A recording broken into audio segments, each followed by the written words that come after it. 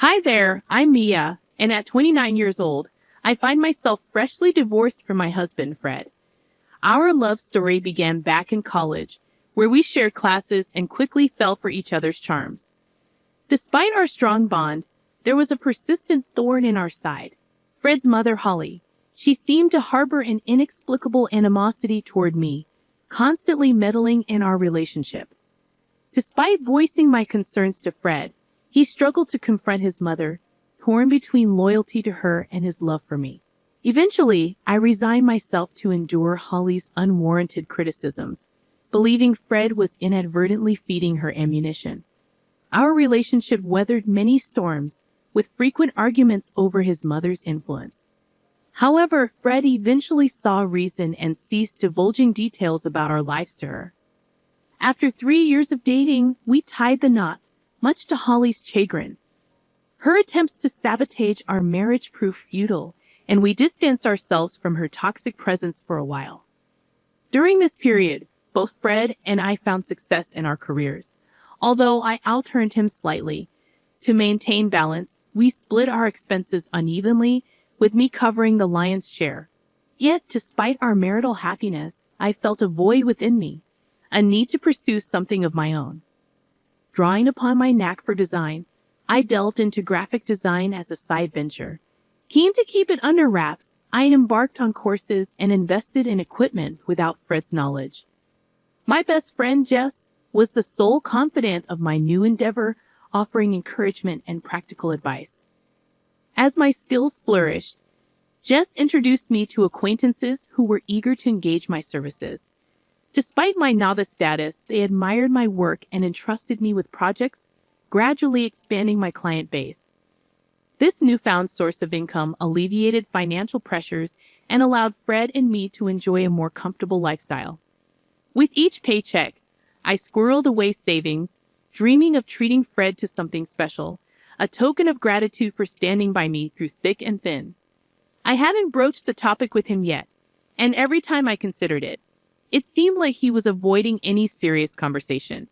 It became evident to me that something was amiss, but he remained tight-lipped about it. The first inkling I had of trouble was when Fred confessed to me that he had exhausted his entire paycheck on investments just a week after receiving it. We had a heated disagreement about it, but we managed to patch things up for the time being. To make ends meet, I put in extra hours at work, which helped alleviate some of the strain. The following month, Fred repeated the same pattern, leaving me feeling exasperated. I couldn't fathom how he could squander his earnings so recklessly. In my frustration, I lashed out with hurtful words, though I later regretted my outburst. However, when the same scenario repeated itself for the third consecutive month, I reached my breaking point. I had become more cautious with my finances, working tirelessly not just at my day job, but also with my burgeoning graphic design side business, which was increasingly becoming our primary source of income. When Fred once again found himself strapped for cash, I was fed up. How could you let this happen again? Have you learned nothing? I admonished him. Despite his attempts to justify his actions, I refused to shoulder the burden of his financial irresponsibility any longer. It was a tough decision, but I made it clear that I would not be bailing him out this time. Fred's reaction was one of indignation and defensiveness, but I stood my ground. You can't gamble away your entire paycheck and expect me to cover for you, I asserted firmly. I won't enable this behavior any longer. Our argument escalated, with accusations hurled back and forth. In the end, Fred stormed off, leaving me to grapple with the turmoil of our crumbling relationship. In the aftermath of our confrontation, I couldn't shake the feeling that there was more to Fred's behavior than met the eye. Suspicions began to creep in, and I couldn't help but wonder if Holly, his overbearing mother, was somehow involved. Determined to get to the bottom of things, I decided to do a bit of sleuthing while Fred was out.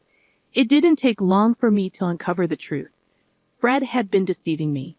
With access to his bank account, which he had unwittingly left logged in on my laptop, I discovered that he had more than enough funds squirreled away, contrary to his claims. As I scrutinized Fred's transactions, I couldn't find anything out of the ordinary apart from the usual debits. Perplexed, I wondered why he had been hiding his finances from me and weaving lies. Seeking clarity, I delved into his messages, and the first person I noticed him texting was his mother. Their conversation revolved around our recent altercation, with Fred painting me as the antagonist, claiming I had berated him for withholding money. Holly, his mother, seemed to revel in this discord, affirming her suspicions about me. As I scrolled further, I unearthed a disturbing revelation. Holly had been relentlessly disparaging me to Fred, labeling me as materialistic and insinuating that I was with him solely for financial gain. Ironically, I was the primary breadwinner in our household. Their exchanges showed how Holly's toxic influence had fueled Fred's grievances against me, magnifying minor annoyances and nurturing his resentment. The final blow came when I discovered their scheme to cut me off financially. Initially hesitant, Fred succumbed to Holly's manipulations, gradually acquiescing to her demands. He fed her ammunition by disclosing incidents where I expressed frustration, further stoking her animosity toward me. It was a devastating betrayal, leaving me reeling with hurt and confusion. Uncertain of my next steps, I sought solace in my best friend Jess. Nestled in her company, I shared the distressing truth I had uncovered, seeking her guidance in this tumultuous moment. Jess, ever the steadfast confidant, listened intently, offering her unwavering support as I grappled with the betrayal inflicted by those closest to me. I grappled with the weight of the situation, unsure of the best course of action. It seemed glaringly obvious. Cut off Fred's support, wait for him to hit rock bottom, then file for divorce. But Jess questioned the morality of such a plan, labeling it as cruel. Her concern nudged me to reconsider my approach, prompting her suggestion to sleep on it and revisit the issue the next day. Exhausted both physically and emotionally, I welcomed the respite sleep promised. The following morning, with the luxury of a weekend ahead, Jess and I sought solace in the familiarity of a favorite movie, drifting off to sleep in each other's company. The tranquility of the day brought a sense of peace, a temporary reprieve from the turmoil brewing within. We indulged in simple pleasures, immersing ourselves in movies, culinary delights, and each other's company. Despite the nagging thoughts of the previous day's revelations, I made a conscious effort to set them aside, prioritizing the much-needed respite. However, our reprieve was short-lived when Holly's call shattered the tranquility. Reluctantly, I answered, greeted by accusations and hostility. Holly's unwarranted accusations only served to exacerbate the tension, but Jess's encouragement urged me to maintain composure. In the midst of Holly's tirade, an unexpected proposal emerged, a 50-50 split of everything between Fred and me. It was a proposition tinged with skepticism, a test of my commitment to the marriage. Despite the audacity of her demand, I agreed, willing to entertain any possibility of salvaging what remained of our relationship. With tentative acceptance, plans were set in motion, culminating in a meeting scheduled for Tuesday to formalize the arrangement. Though uncertainty lingered, I resolved to confront the challenge head-on, armed with newfound determination to navigate the tumultuous waters ahead. I was stunned by the turn my marriage had taken, torn between disbelief and seething anger. How dare Holly brand me a gold digger, and how could Fred stand by and allow such an accusation? I had stood by him through thick and thin, supporting his endeavors even when they led to losses. I'd covered for him when he lied, shouldered the burden of our shared responsibilities, all while concealing my own side hustle, waiting for the right moment to reveal it to him. Sharing the details with Jess, her smile hinted at the brilliance of Holly's scheme. Splitting everything evenly would leave Fred with little to fall back on, given his lack of awareness about my additional income. I had hoped to surprise him with a lavish gift once my side venture gained traction, but now I was grateful to have it as a safety net. Tuesday arrived swiftly, and Jess accompanied me as support. Arriving home, we found Holly, Fred, and a lawyer already there, finalizing the contract. Ignoring Fred's silent plea for privacy, I approached Holly, demanding to review the terms. As expected, the agreement mandated equal division of assets, with a clause prohibiting financial assistance between us. Reluctantly, I signed, knowing it would leave Fred scrambling financially. Predictably, problems ensued. Initially, we exchanged only terse words, our rift too deep to bridge. Yet living under the same roof necessitated some communication.